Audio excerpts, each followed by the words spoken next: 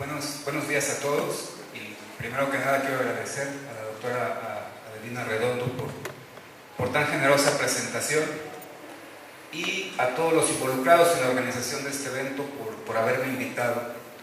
Para mí a mí me da mucho gusto siempre venir a Cuautla. Esta es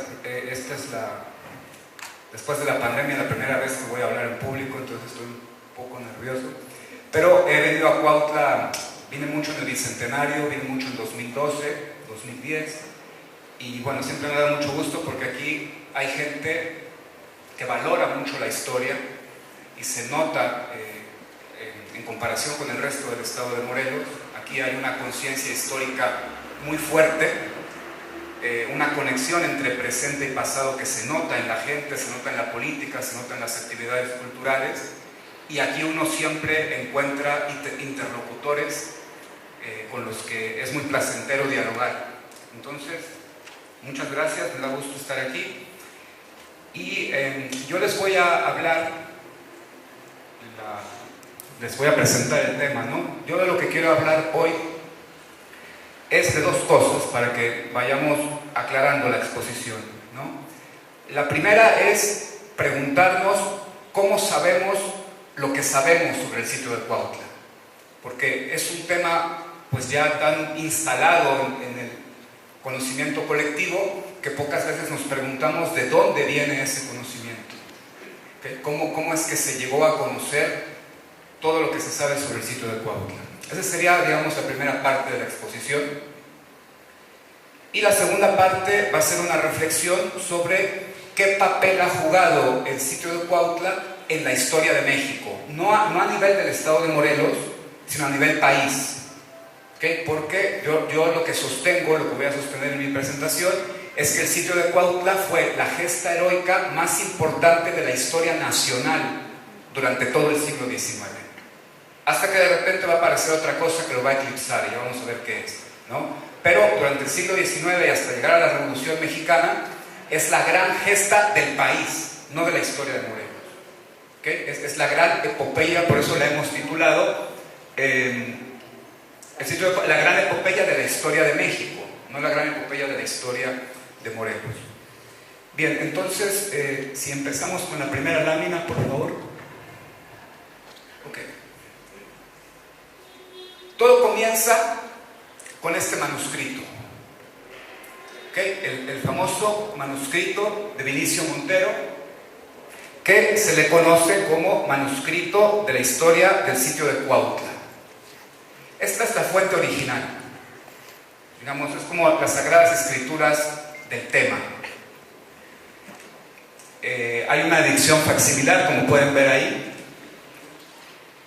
y es un texto relativamente fácil de acceder. ¿Qué es este texto? Bueno, primero hay que preguntarnos, ¿quién es Felipe Montero? Felipe Montero fue un soldado que luchó en el sitio de Cuautla.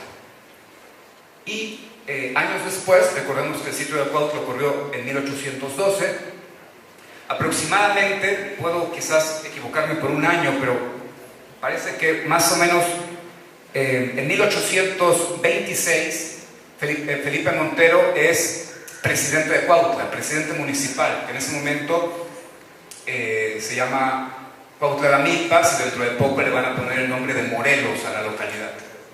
Entonces él es electo como alcalde en 1826, y una de sus iniciativas es renombrar las calles de Cuautla, cambiar la nomenclatura, porque en ese momento la mayoría de las calles de esta población hacían apelación a la época virreinal. Entonces las calles llevaban nombres de vírgenes, llevaban nombres de santos, llevaban nombres de celebraciones religiosas.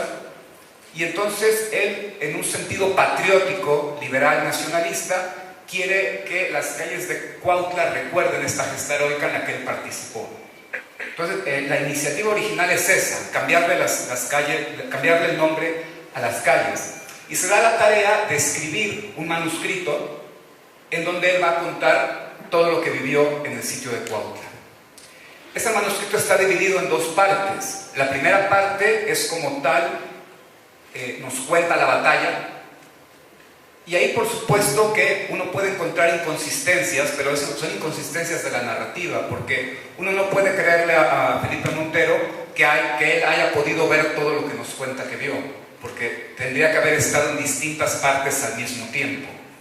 Pero por supuesto que se entiende que él ha firmado ese manuscrito, pero para poderlo escribir ha platicado con otros compañeros de lucha. O nos escribe lo que se acuerda que le contaron otros compañeros de lucha, que pasó en tal cosa, que pasó en tal... La anécdota del niño artillero, por ejemplo, que es una de las más recurrentes de la batalla, y algunas otras más.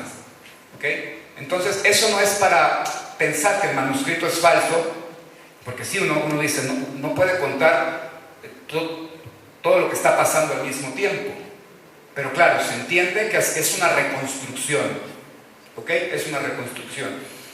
Y la segunda parte, sobre la justificación que ya se hizo en la primera parte, entonces dice, bueno, si por esta calle entró la columna del conde de Rull, que cuando llegan a la plaza la va a destrozar el cañón del niño artillero, bueno, esta calle que se llamaba, por poner un ejemplo, calle del Sagrado Corazón, ahora se va a llamar calle Conde de Rull.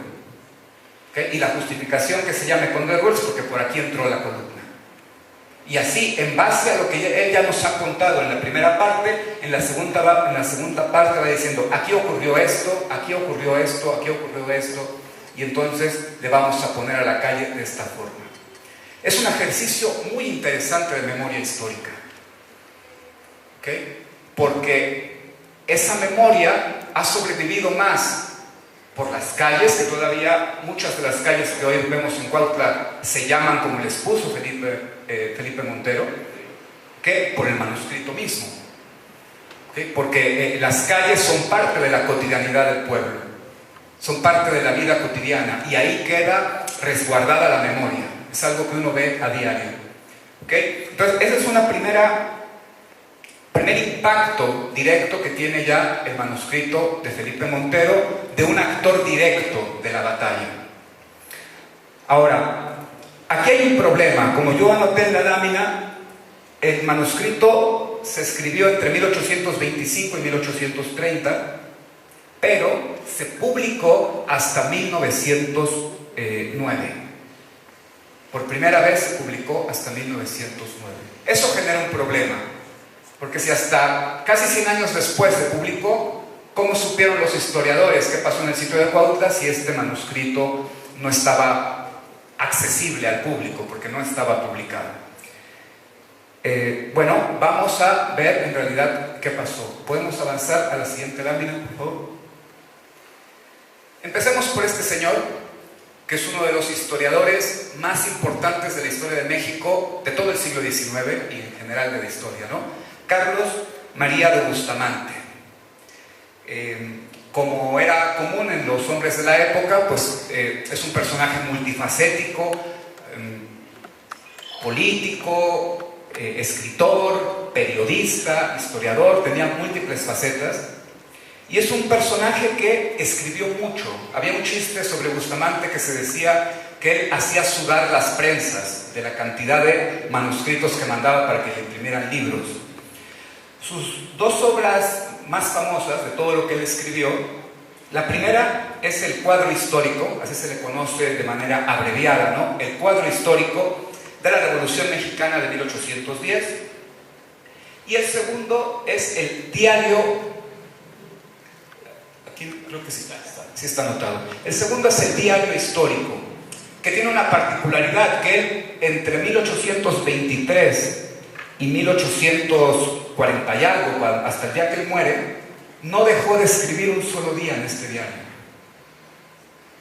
Ponía, hoy entró López de Santana a la ciudad, hoy llovió, hoy hizo mucho calor, hoy pasó tal revolución, es decir, desde los acontecimientos más cotidianos hasta acontecimientos de la política nacional, todo eso lo anotaba a diario en estas notas.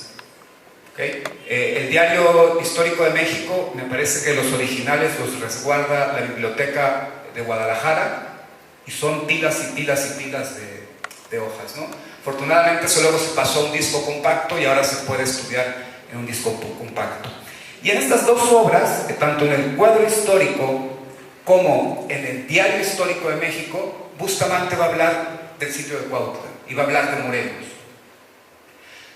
Además de estas obras, o quiero decir, para construir estas obras, Bustamante utilizó las fuentes que tienen ahí. Utilizó el Diario de México, que es un periódico, utilizó la Gaceta de México, que es otro periódico, fue al archivo del Virreinato. El archivo del Virreinato es lo que luego se convirtió en el Archivo General de la Nación, entonces pudo acceder a documentos oficiales que estaban ahí, ¿okay? Y esto es muy importante. Bustamante conversó de manera directa con el propio Morelos, ¿okay? Porque parte de la biografía de Bustamante es que en algún momento de su vida él combatió en los ejércitos de Morelos. Aunque él no es tanto un militar, se dedicó más al aspecto político, pero en una parte de la guerra de independencia, Bustamante lucha en los batallones de Morelos. Así que tienen una relación personal. Y esto él lo presume mucho, ¿no? Yo lo sé porque hablé con el general.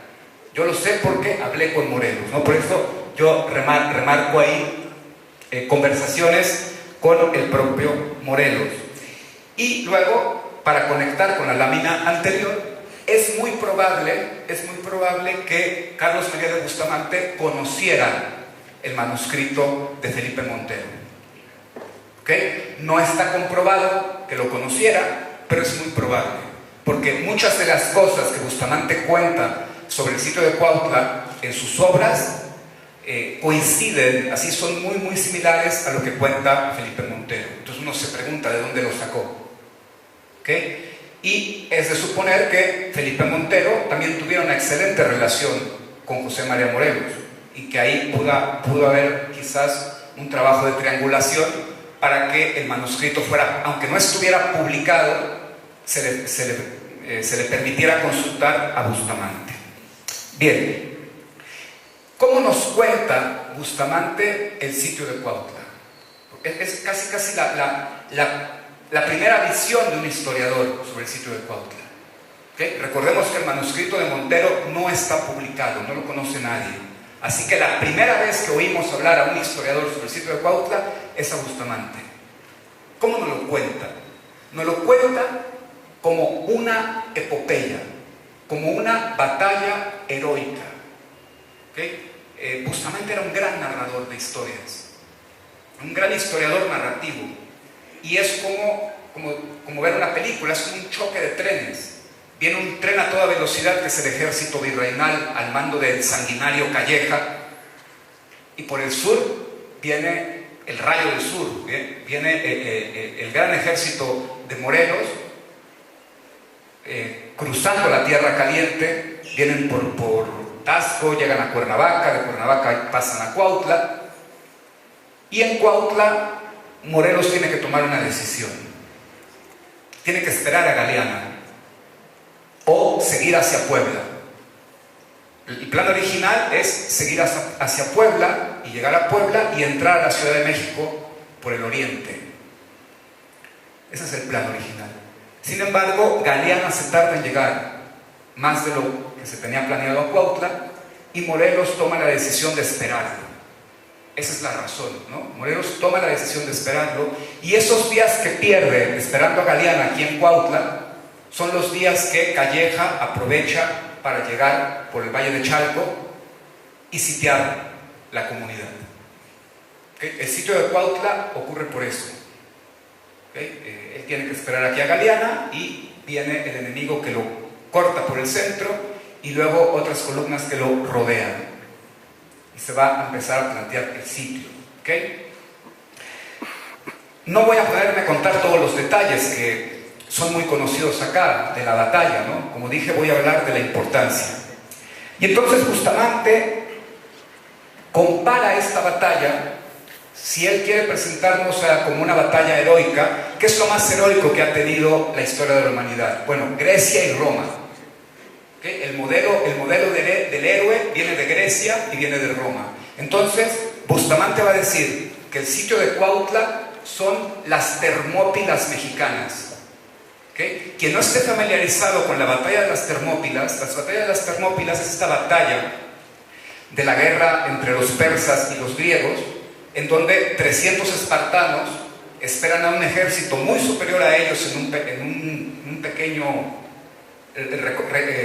callejón, en un cerro, y pierden la vida sacrificándose por Esparta. Hay una película muy famosa que lleva por nombre 300, ¿okay? que recomiendo si quieren ver ahí. Entonces, a esta batalla de los 300 que se sacrifican en ese peñasco, se le conoce como batalla de las Termópilas. Y es un ejemplo de heroísmo, de soldados que sacrifican la vida para defender su patria.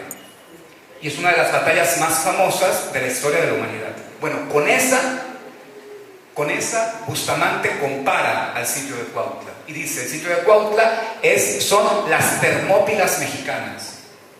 ¿Okay? Fíjense a qué nivel la está elevando, ¿no? Comparándolo con una batalla de la antigüedad clásica. Otros elementos que podemos ver en el relato de Bustamante son elementos religiosos. Él sabía que él está escribiendo para una población en donde hay un sentimiento religioso muy importante. A pesar de que la iglesia es enemiga de la independencia y enemiga de muchos proyectos de la modernización, la gente sabe diferenciar entre lo que es la institución y lo que es la espiritualidad. Y Bustamante también, así que en su relato hay ciertos elementos como de presentar a Morelos como una especie de santo, ¿okay? Incluso cuando habla ya del Morelos que fue fusilado, etcétera, etcétera, hay un relato bien interesante que unos años después de la batalla del sitio de Cuautla, se encuentran unas balas de cañón aquí en la comunidad.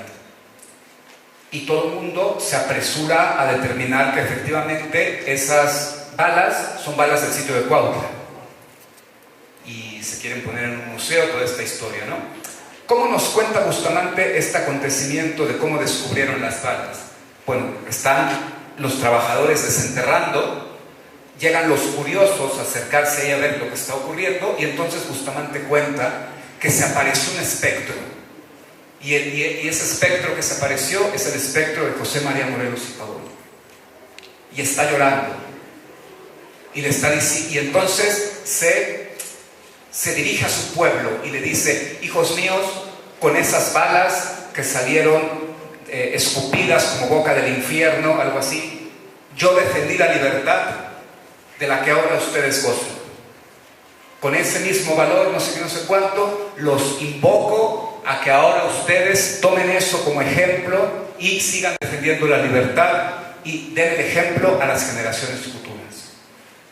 Por supuesto, esto es un relato ficticio, pero él lo cuenta como algo real, ¿no? El espectro de Morelos que se aparece en Cuautla y se dirige a su pueblo, que tiene elementos claramente pues, de apariciones de santos o apariciones de vírgenes.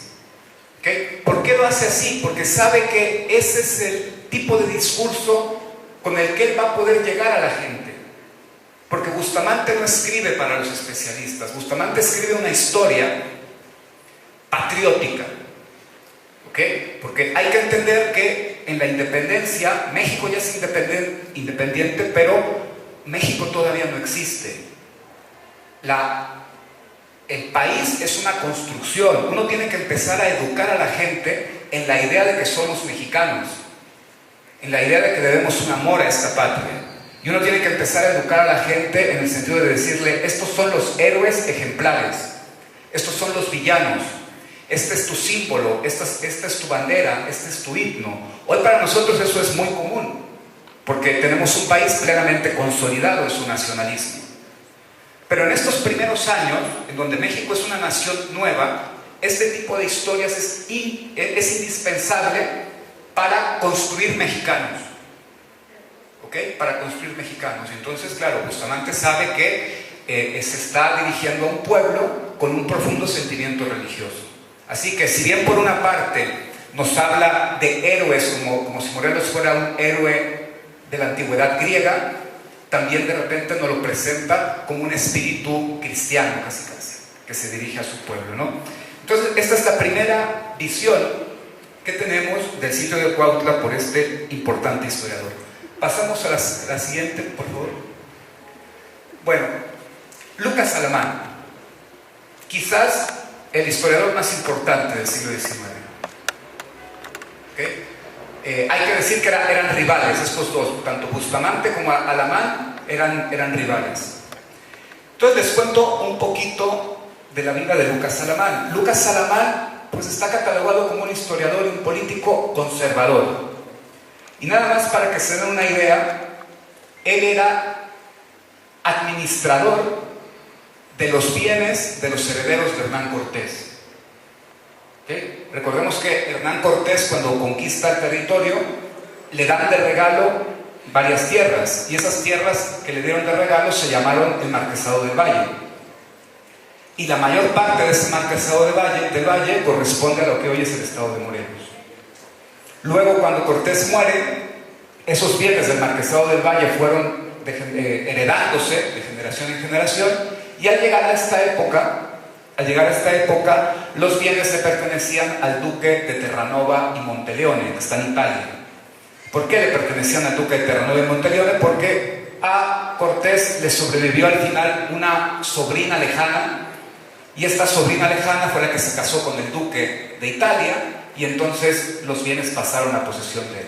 Bueno, Alamán era el administrador de los bienes del duque de Terranova y Monteleone. Le mandaba periódicamente cartas que uno puede leer, en donde le cuenta las remodelaciones del Palacio de Cortés en Cuernavaca, que eran propiedad de él, y de las cuentas de las tierras que tenía por todo lo que hoy es el estado de Morelos. El duque tenía tierras en Cuautla, tenía tierras en Tepoztlán, tenía tierras en distintas localidades, y Alamán pues era como el administrador de eso, ¿no? Además, un político muy importante y un historiador muy importante. Su principal obra es la Historia de México, que es una obra monumental publicada en 5 volúmenes. Y quiero que noten la particularidad de que ahí no me equivoqué, no es un error ortográfico. La edición original de la Historia de México de Alamán está publicada con J. México con J, no México con X. ¿Okay? ¿Por qué? Porque Alamán es un hispanista, no un indigenista. Él, cuando le preguntaron qué opinaba de la conquista, ¿okay? de la conquista de México, él decía que había sido un acontecimiento prodigioso. La conquista de México fue un acontecimiento prodigioso. ¿Por qué? Porque trajo la civilización al territorio, porque trajo el progreso.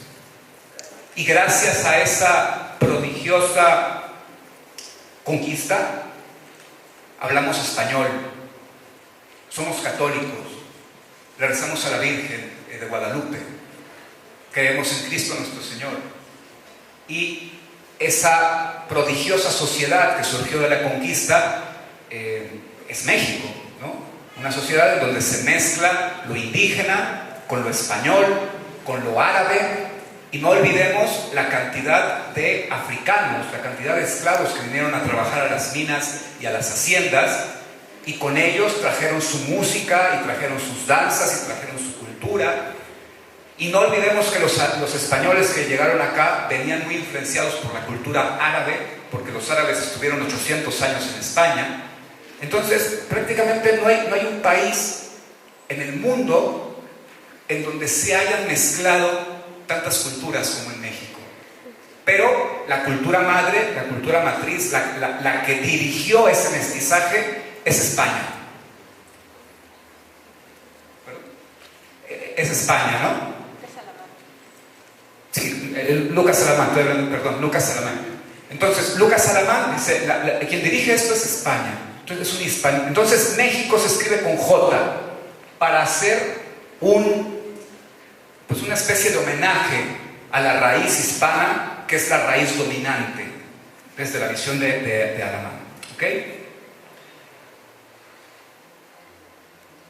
Él en su Historia de México nos habla también del sitio de Cuautla, Y estas son las fuentes que él utiliza. Él utiliza más o menos lo mismo que Bustamante: el Diario de México, la Gaceta de México, el Archivo del Virreinato, y esto sí está comprobado, ¿ok?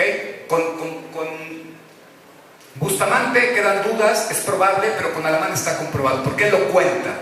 Él viene a Cuautla, no sé si puse el año ahí, no puse el año, pero él viene a Cuautla aproximadamente en la década de 1840, está aquí, visita a Felipe Montero, y Felipe Montero le presta el manuscrito y además le presta un mapa, ¿okay? Que es el primer mapa que hay sobre la batalla del sitio de Cuautla. Y gracias a ese mapa, donde lo que él se acuerda, dice: aquí estaban las trincheras, por aquí estaba el sitio, por acá se entró, acá estaban los pozos de agua, toda la cuestión militar.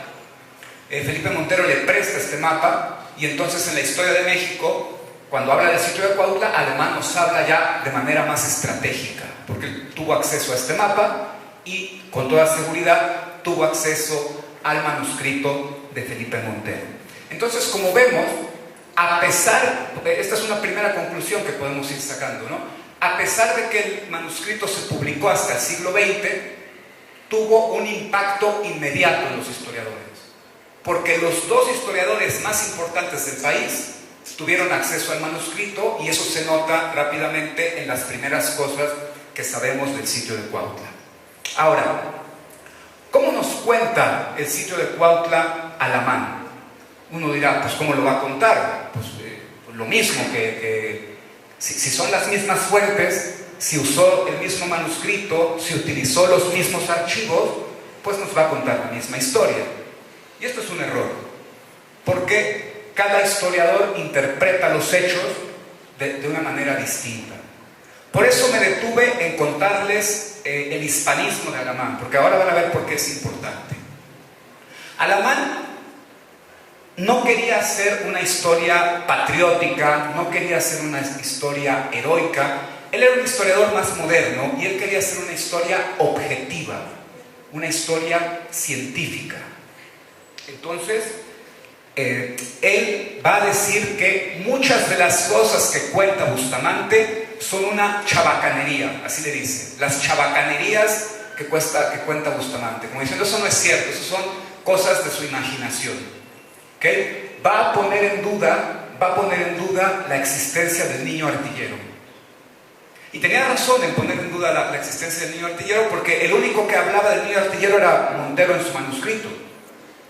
No había ninguna otra fuente que lo pudiera comprobar. Al parecer, Bustamante no encontró en Cuautla parientes del niño artillero que le contaran sobre él. Entonces dijo: como yo no he comprobado, yo no puedo hablar de lo que no he comprobado. Así que él en su historia pone en duda que el acontecimiento del cañón con el niño artillero haya sido real, y pone en duda muchas otras cosas.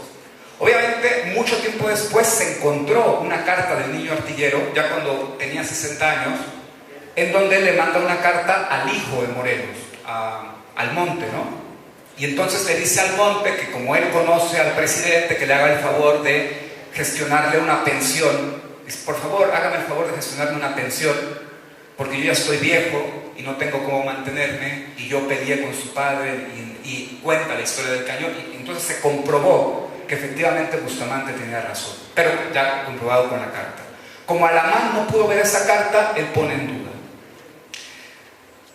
Entonces, él va a tratar de contar las operaciones militares de una manera más seca, por decirlo de alguna forma, no de una manera heroica. Y por supuesto, para Lucas Alamán, Morelos no es un héroe. Morelos no es un héroe. ¿Por qué? Porque cuando le preguntaron a Alamán qué pensaba de la independencia de México, él dijo: hubiera sido mejor no intentarla. ¿Y por qué Alamán pensaba esto? Porque Alamán veía que la Nueva España era un reino próspero, un reino rico. Este territorio en particular había casi 40 haciendas de azúcar funcionando. Alrededor de Cuautla había como 9 haciendas de azúcar funcionando, y éramos uno de los territorios azucareros más importantes del mundo. Entonces, Alamán dice, eso es un territorio muy próspero, un territorio muy rico, y la independencia lo ha sumido en la bancarrota. ¿Okay? La independencia nos ha sumido en la pobreza, de la que nos va a costar muchas generaciones levantarnos. Entonces, yo sí quiero que mi país sea libre. Tal vez ya era hora de independizarnos de España, pero si yo hubiera sabido lo destructivo que iba a ser esta guerra para mi país, hubiera sido mejor no intentar la independencia. Entonces, desde ese punto de vista, entendemos por qué para Alamán Morelos no es un héroe. Hay otro factor de la biografía de Alamán que nos hace entender por qué él piensa así. Cuando Alamán era niño, a él le tocó ver el asalto del cura Hidalgo a la Alhóndiga de Granaditas. ¿Okay? Alamán estaba ahí en la ciudad cuando Hidalgo entra con una turba iracunda a destrozar y matan a muchos españoles ese día. Y entonces lo que se cuenta es que este niño asustado ante una matanza de un pueblo legítimamente enojado, pero eso el niño no lo puede entender, es apenas un niño, él simplemente ve una turba enojada que está destrozando la ciudad y matando españoles. Y entonces la anécdota, él está acostado debajo de la cama, temblando de miedo. Paco Ignacio Taibo II se burla de eso, ¿no? Dice, ese cobarde que se esconde debajo de la cama, ¿no? Pues yo no sé, un niño de 8 años tiene razón de tener miedo de esa destrucción.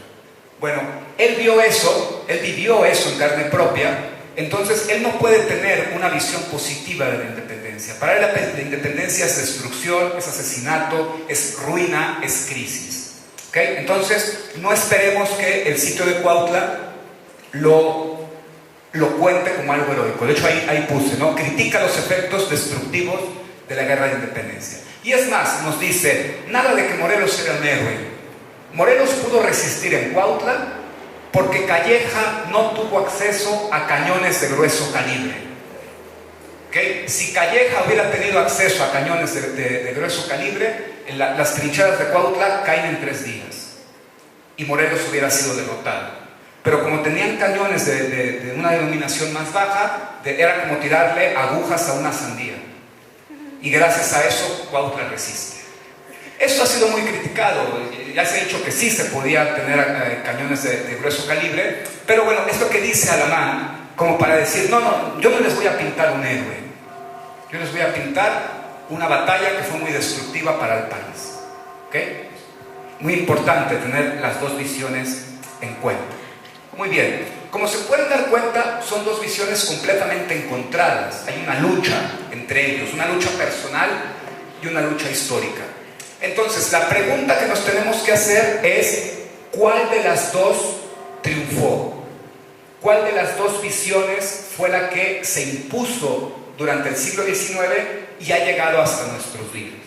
Bueno, a todas luces, el historiador que mejor contó la historia y que triunfó su manera de ver las cosas fue Bustamante. ¿Ok? Fue Bustamante. ¿Por qué? Porque era la historia que mejor conectaba con el pueblo. Y era la historia que mejor conectaba también con los intereses del Estado-Nación. Era la historia que servía para hacer patria. Era la historia que servía para construir mexicanos.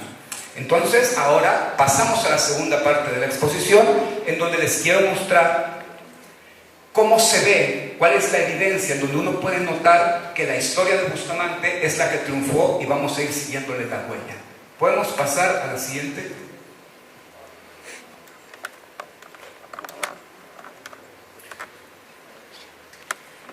Esta obra que ven aquí se llama México a través de los siglos.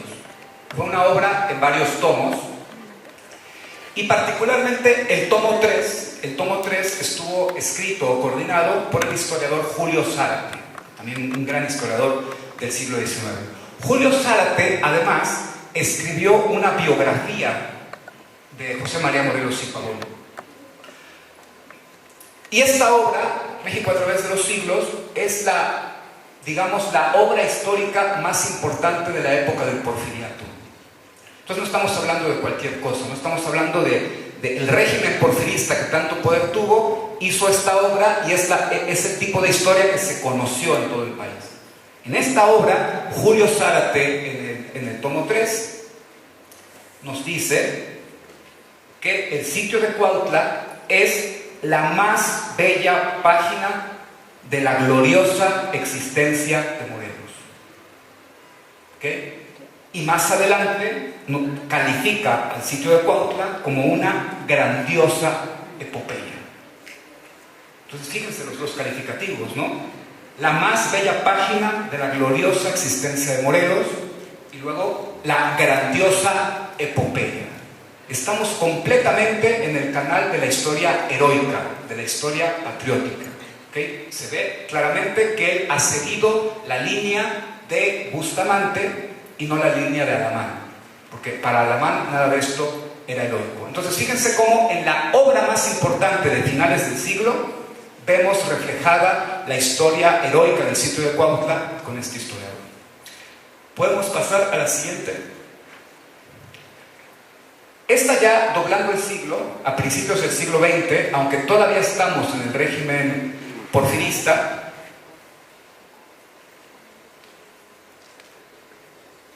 es la colección Biblioteca del Niño Mexicano, que fue publicada en un periodo entre 1899 y 1901.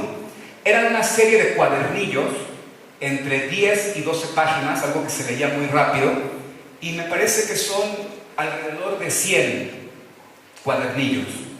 Y como su nombre lo indica, están pensados para los niños. Entonces, aquí en estos cuadernillos, quien decidió hacerlos, que fue Heriberto Frías, y están ilustrados por José Guadalupe Posada, o sea, es una obra muy importante. Ellos se preguntaron, ¿cuáles son los hechos de la historia de México que un niño tiene que conocer? Un niño mexicano, no un niño morelense, ¿okay? Un niño de todo el país.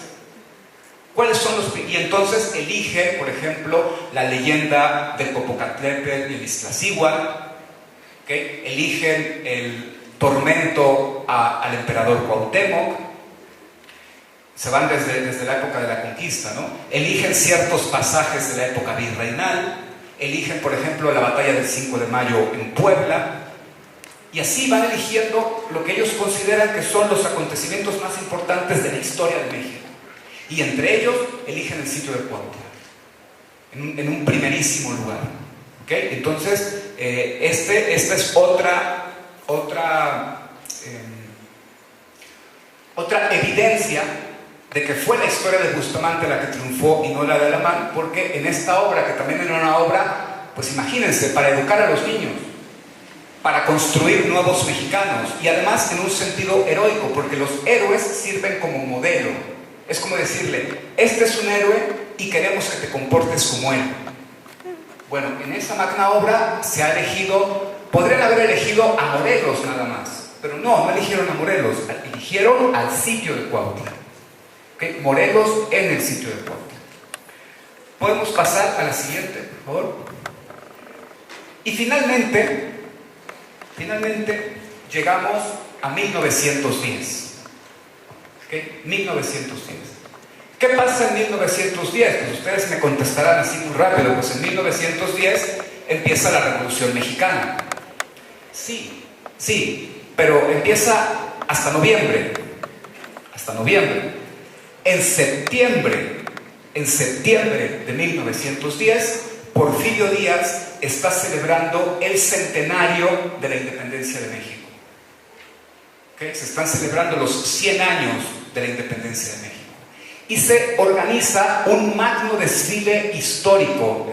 Antes no era un desfile militar como ahora, ¿no? Se organiza un magno desfile histórico, y ese desfile va compuesto por 3 contingentes. En el primer contingente van personajes vestidos como tlatoanis, como indígenas, así con penacho, van danzas indígenas, es decir, el primer contingente es el contingente de la conquista o de la época prehispánica. ¿Okay? El segundo contingente es el contingente de la independencia. Y entonces ahí es interesante que cuando viene el contingente de la independencia, Porfirio Díaz no coloca ahí ni a Morelos ni a Hidalgo, coloca a Iturbide. ¿ok? Y coloca al ejército trigarante. ¿Por qué? Porque los ejércitos populares de Hidalgo y de Morelos a Porfirio Díaz le resultaban incómodos, porque era como dar la señal de que había que haber ejércitos populares, y eso al régimen porfirista no le convenía. Entonces saca de esa parte a los padres de la independencia, que son Morelos e Hidalgo, y pone a Iturbide. ¿Okay? Y ya luego el tercer contingente era un contingente más moderno, ¿no? Ya con el ejército actual, etcétera, etcétera. Esa es la imagen del centenario histórica que el porfiriato quiere dar. Sin embargo, aquí se les coló algo que no estaba previsto. ¿Qué es esto? Se decidió que cada uno de los estados de la República organizaran un carro alegórico. Y entonces cada estado tenía que mandar a la Ciudad de México un carro alegórico representando cuál era el principal acontecimiento histórico que había ocurrido en ese estado. ¿Okay? Y entonces llegaron carros de todos los estados, se estacionaron atrás del Palacio Nacional, los empezaron a formar, y este es el carro alegórico del estado de Morelos. Y por supuesto representa al sitio de Cuautla. ¿Okay? Podemos ver, en medio está el cañón y está el niño artillero detrás, está rodeado por insurgentes, y al fondo vemos a José María Morelos y Pavón, vemos a Galeana, y me parece que el otro es Ayala. ¿Okay? Los lugartenientes de la batalla. Y una cosa muy interesante, aquí ya entramos al simbolismo, ¿no? Quiero enfatizar ese personaje en medio que está apuntando el fusil a la cámara. ¿Okay? Lo ven, ¿no? El que está apuntando el fusil directamente a la cámara. A mí esta es mi foto favorita de todo el centenario, ¿no? Porque tiene un poder simbólico impresionante. Este carro alegórico, dentro de pocos minutos, va a pasar por la plancha del Zócalo de la ciudad y va a pasar frente al balcón presidencial. Y cuando pase frente al balcón presidencial, estos personajes, que seguramente son cuautlenses, porque quien mandó este carro fue el gobierno del estado de Morelos, seguramente son cuautlenses, cuando pasen frente al balcón presidencial le van a apuntar los fusiles a Porfirio Díaz. Esos mismos cuautlenses que dentro de poquito van a ser zapatistas. Y entonces este momento es uno de los momentos más impresionantes de este desfile, ¿no? El sitio de Cuautla conectando la guerra de independencia con la Revolución Mexicana, y específicamente con el zapatismo. Y le están diciendo al presidente: acá estamos y te estamos apuntando, y nos vemos dentro de poco, porque venimos por ti. ¿Okay? ¿Se fijan esa conexión tan tremenda que tiene el sitio de Cuautla en la historia de México, ¿no? Entonces, espero haber justificado. Luego cada quien puede tener sus opiniones, habrá quien se convenza, habrá quien no se convenza, pero todas estas razones es lo que me hace a mí afirmar que el sitio de Cuautla fue el gran acontecimiento de la historia de México durante el siglo XIX. ¿Okay? Es lo que México tiene para presumir, es lo que Morelos tiene para presumir, y tiene una carga heroica tremenda, porque ustedes imagínense todo este simbolismo heroico. Por supuesto que sirve para crear nación, sirve para crear solidaridad con la idea de patria y con la idea de México. Sin embargo, ya entrados al siglo XX, la importancia del sitio de Cuautla va a empezarse a desvanecer, va a empezarse a diluir. Y no sé si desafortunadamente o no, eso habrá que pensarlo, porque pues las cosas tienen su ciclo, pero va a ser ya cada vez menos conocido. Quizás hoy, si le preguntas a un zacatecano, a un veracruzano sobre el sitio de Cuautla, quizás no te sepan decir qué es. En el siglo XIX todos sabían. Pero eso tiene una razón. Tiene una razón. Podemos pasar a la siguiente lámina. Esta es la razón. Y no es una razón de poco peso. ¿Ok? La Revolución Mexicana nos presenta la primera revolución campesina del siglo XX a nivel mundial.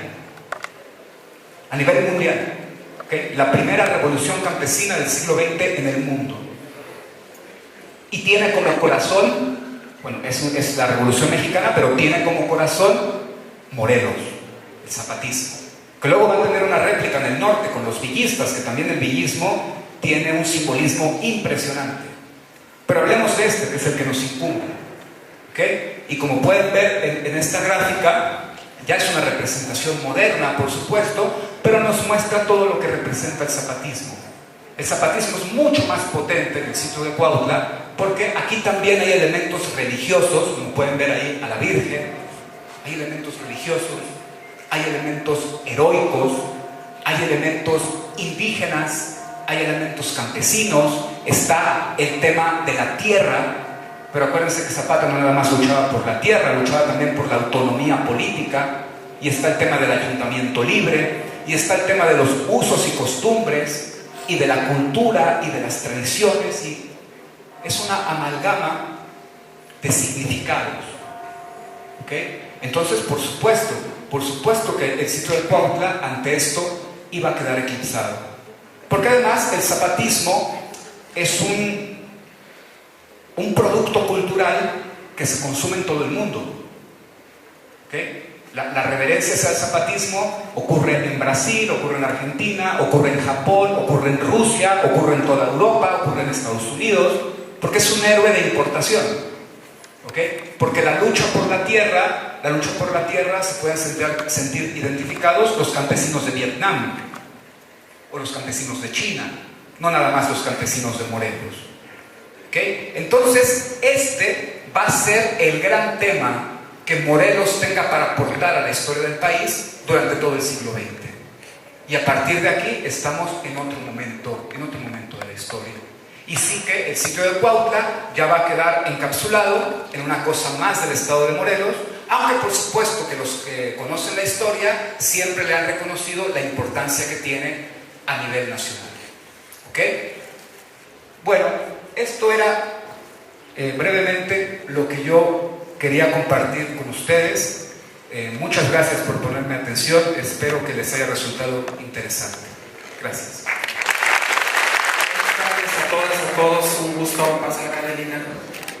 Es mi hermana, así es todo un orgullo que esté aquí con nosotros acompañándonos y siendo partícipe, tanto Irving, que nos hizo el favor de presentárnoslo a Adelina, y siendo partícipe de este inicio y rompimiento de las conmemoraciones de este inicio y rompimiento del sitio de Cuautla, de este 210 aniversario.